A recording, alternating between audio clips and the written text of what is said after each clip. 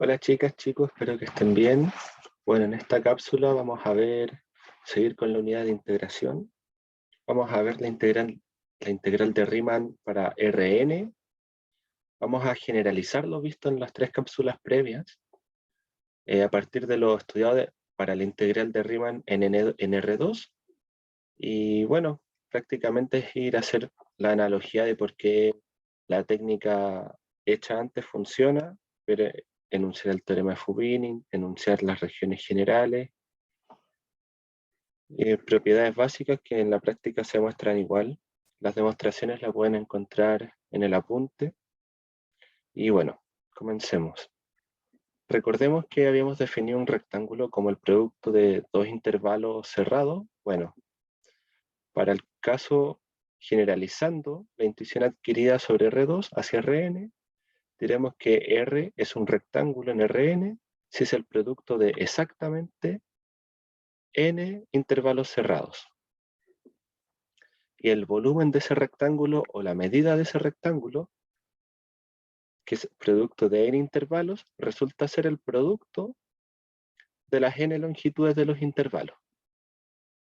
Con esta definición de acá viene una fórmula recursiva o recurrente para calcular los volúmenes, que se puede calcular el volumen de un rectángulo como el volumen del rectángulo n-1 por un intervalo, por el volumen de un intervalo. Bueno, también para el caso de las particiones, para m fijo en los naturales, la mx partición del rectángulo, que es un producto de n intervalos de exactamente en intervalos, resulta ser el producto de exactamente n elementos, donde cada factor pertenece a una mx partición de cada intervalo, donde p sub i es la mx partición del intervalo yésimo. Y este conjunto de acá, la partición sobre el rectángulo en Rn, lo vamos a denotar como P sub m de R.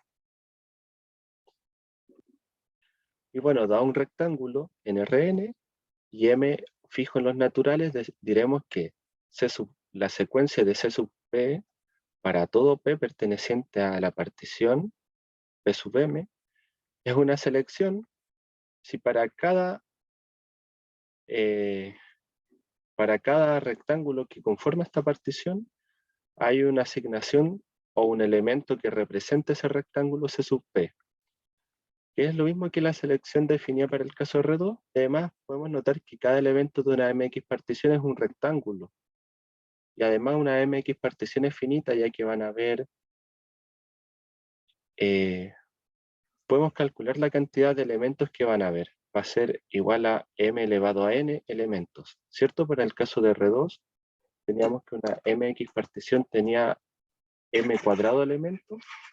Bueno, si lo generalizamos a Rn, sería m elevado a n elementos, P. Y con ello traemos de forma natural la definición de suma Riemann, que considerándome fijo en los naturales, R en R es un rectángulo y F una función que va del rectángulo a los reales con una selección dada.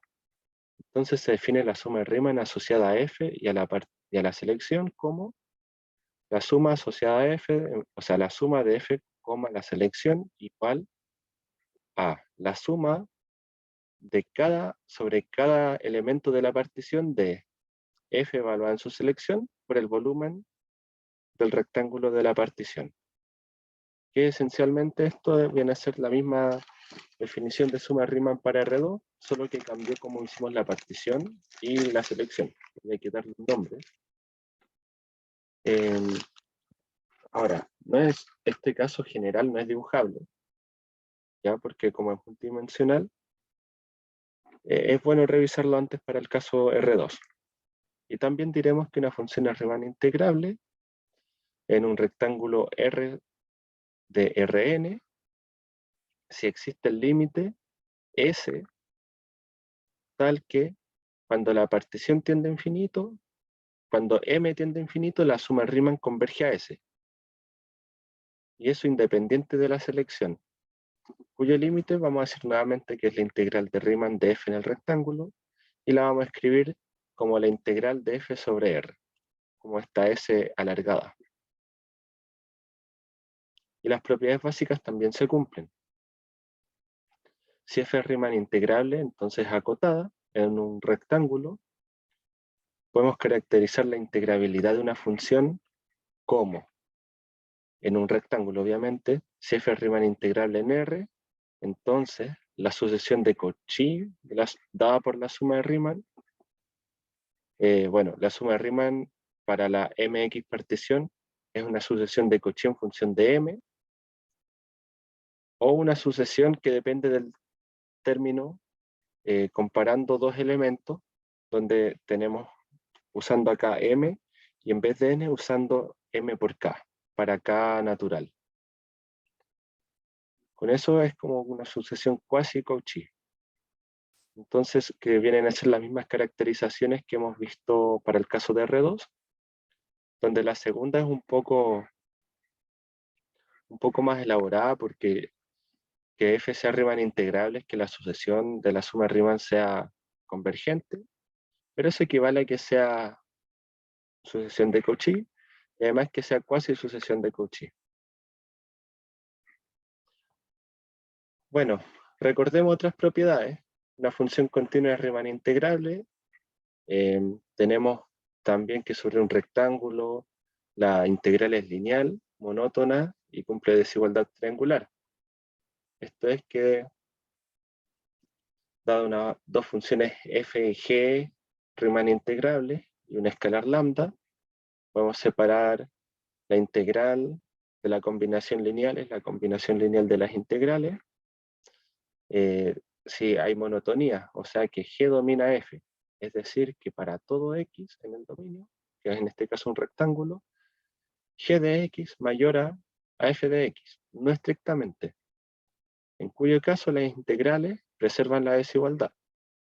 Y la desigualdad triangular para las integrales quiere decir que el módulo de la integral es menor o igual que la integral del módulo. Recordemos también las funciones integrables. Para el grafo una función g, que es la construcción vista en la cápsula 2, el grafo de g, de f, aquí debería ir un g. Es igual a todos los puntos que x, g de x, pertenecientes a Rn cruz Rm, ¿cierto? Porque pertenecen al producto del dominio con el recorrido, tal que x pertenece al dominio. Luego enunciamos el siguiente lema que, como vimos antes, decía que el volumen del grafo de una función continua es nulo en el producto. Es decir, sea un rectángulo contenido en Rn-1 y f del rectángulo a, b, una función continua. Denotamos R igual a R', cruz, acá hay un typo, esto debería ser cruz, a, b. ¿Sí? O sea, esto es un rectángulo de Rn. Entonces el límite, cuando m tiende a infinito, de la suma de todos los rectángulos de la partición sobre el rectángulo, tales que ese rectángulo intersectado con el grafo de G es no vacío. Eso implica, y sumamos los volúmenes de dichos rectángulos, eso es 0.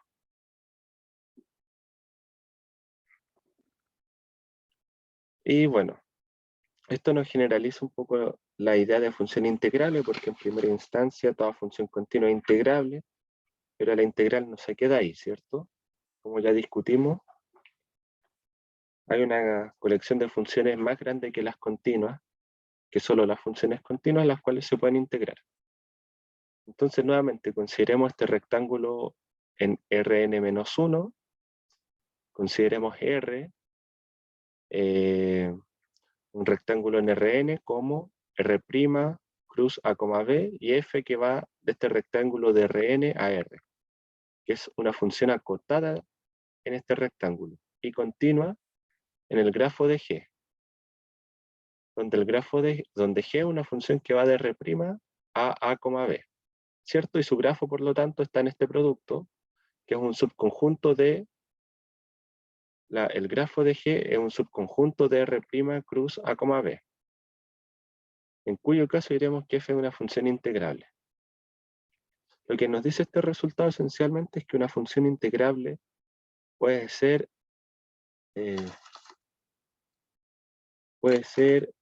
la unión a retazos de funciones continuas, de una cantidad finita de funciones continuas, porque acá lo hemos hecho para una función, pero se puede hacer para una cantidad finita, que es la consecuencia de este teorema, se puede iterar inductivamente. Es decir, que una función, cambiando un poco las hipótesis, se puede demostrar por inducción lo siguiente, que f sea acotada y continua, pero en este caso en la unión de los grafos de una colección de funciones, donde esta colección de funciones es continua. En ese caso, f es integrable en R. O sea, en este caso, el grafo de f no es continuo, por ejemplo, puede ser no continuo, pero ser la unión de retazos de funciones continuas, pero de una cantidad numerable. Y también está el teorema de Fubini, que es el que nos permite calcular integrales. Y el teorema de Fubini en realidad es recursivo, ya que tenemos que llegar al caso de usar Fubini y sacar una integral sobre R para poder calcularla. Pero por ahora, Fubini nos dice lo siguiente. Consideremos n y m minúsculas en los naturales y A contenido en Rn, P contenido en Rm rectángulos. Y consideremos el rectángulo producto de estos dos rectángulos, que es un rectángulo en Rn más m. Sea f una función definida sobre el rectángulo de Rn más m hacia los reales. Si f es integrable en su dominio, y para todo x en A, f de x, variable sin fijar, es integrable en B, entonces la integral de f sobre R es la iteración de las integrales, primero integrando sobre B. Pero resulta que acá estamos desglosando el dominio de la función en factores no unitarios. Este x de aquí pertenece a Rn, y este argumento de aquí, esto sería una función integrable en Rm. Entonces hay que volver a aplicar Fubini para poder calcular, porque esto de aquí, si bien reduce la dimensionalidad de la integral, no sabemos calcular integrales respecto a diferenciales que son multidimensionales, por así decirlo, ya que este i pertenecería a Rm. Entonces el teorema de Fubini debe iterarse hasta retomar el caso de R2, donde aplicándolo en R2 se recuperan integrales reales como las de primer año. Bueno, y si f es continua, entonces Fubini adquiere mucha más fuerza y da lo mismo el orden de integración.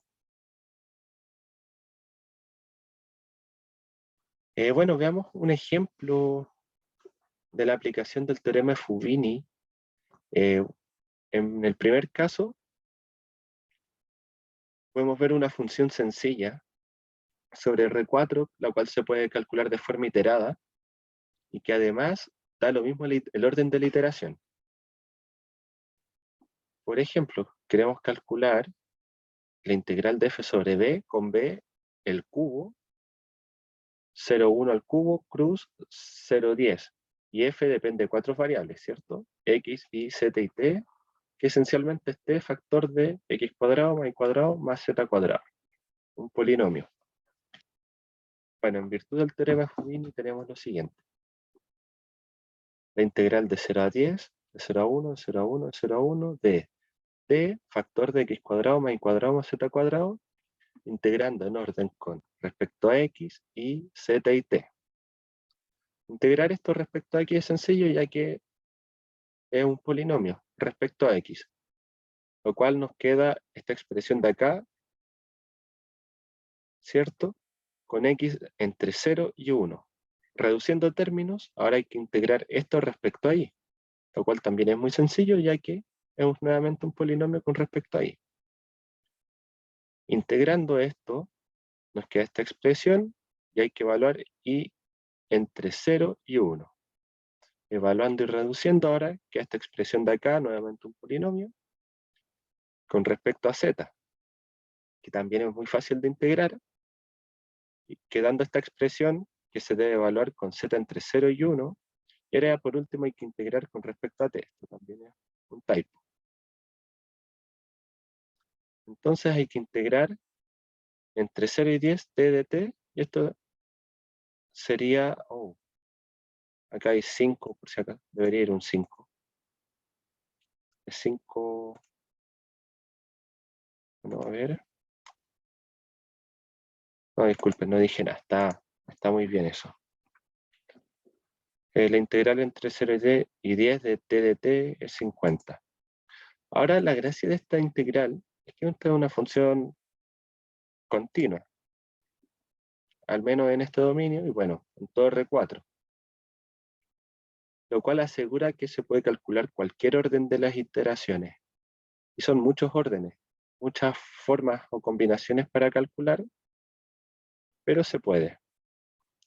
Pero a continuación veremos un ejemplo de orden de iteración de la integral que no es posible calcular en cualquier orden. Hay que hacerlo en un orden específico.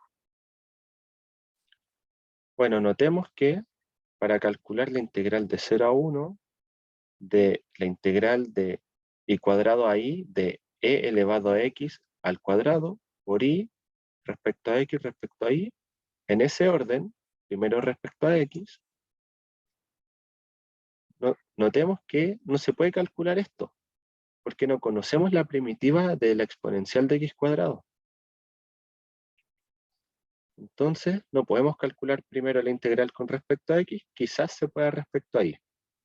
Por lo tanto, hay que invertir el orden de la integración mediante el teorema de Fubini, en cuyo caso,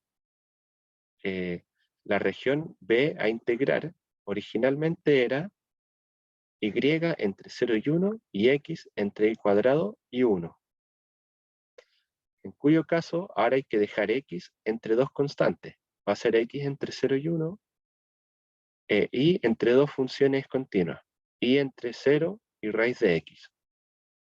En cuyo caso nos queda la siguiente integral. Esta de aquí, que era la original, es igual a la integral entre 0 y raíz de x de la exponencial de x cuadrado por y con respecto a y. Y esto sí lo podemos calcular, porque hay que calcular la integral de y, que es un polinomio. Y luego calcular lo que quede integrando respecto a x entre 0 y 1. Bueno, integrando respecto a y, se puede notar que va a quedar y cuadrado medios entre 0 y raíz de x, entonces va a quedar x medios. Y esta integral de acá ahora sí se puede calcular con teorema de cambio de variable, versión de una variable, ¿cierto? Considerando exponencial de u, ¿cierto? Con u igual a x cuadrado.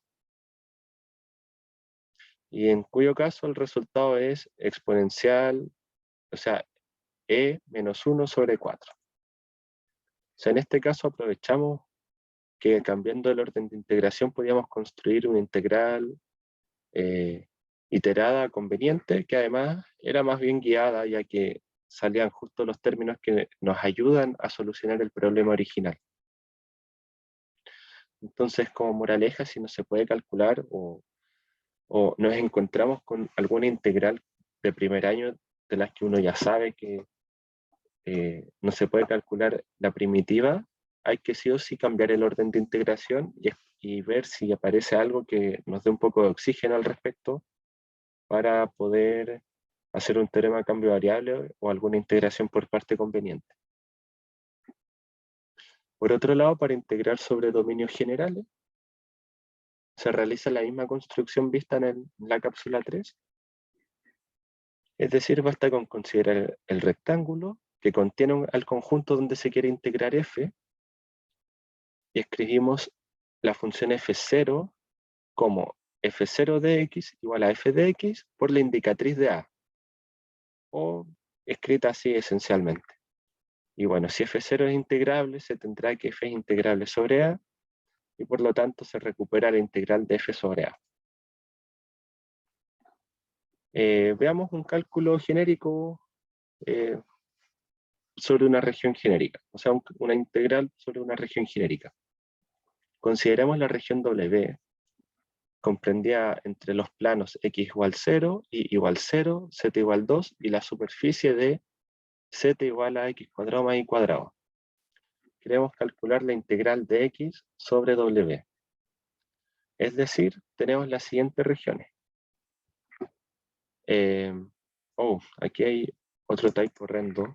Bueno, W son los x y z en R3, tal que x está entre 0 y raíz de 2, y está entre 0 y raíz de 2 nuevamente, pero y raíz de 2 menos x cuadrado, acá eso va junto, y z está entre x cuadrado más y cuadrado y 2, ¿ya? Ese es el límite, eso es un solo intervalo. Ahí quedó la raíz tomando todo, pero debe tomar hasta antes de la coma. Bueno, gracias al teorema de Fubini podemos enunciar la integral respecto a z entre x cuadrado y 2, respecto a y entre 0 y raíz de 2 menos x cuadrado, y respecto a x entre 0 y raíz de 2. Y hay que integrar x, lo cual es sencillo ya que respecto a z es la función constante prácticamente. En cuyo caso queda 2x menos x factor de x cuadrado más y cuadrado, y ahora se integra respecto a y, la cual también es sencillo, pues es un polinomio. Quedando esta expresión de acá, que es más bien grande. Como consejo, hay que reducir términos y llegar a esto de acá. Esta integral de acá tampoco es tan sencilla, pero con un cambio de variable más o menos construido, ¿sí? Se puede reducir a calcular esta integral respecto a x, a calcular esta otra integral respecto a u, obteniendo así su valor. Bueno, espero que se haya entendido. Voy a apenas pueda corregir los typos para subir la presentación y el apunte. Cualquier duda pueden escribir o comentar en el video o escribirme por correo. Así que eso, que estén muy bien y nos estamos viendo en una próxima ocasión. Chao, chao.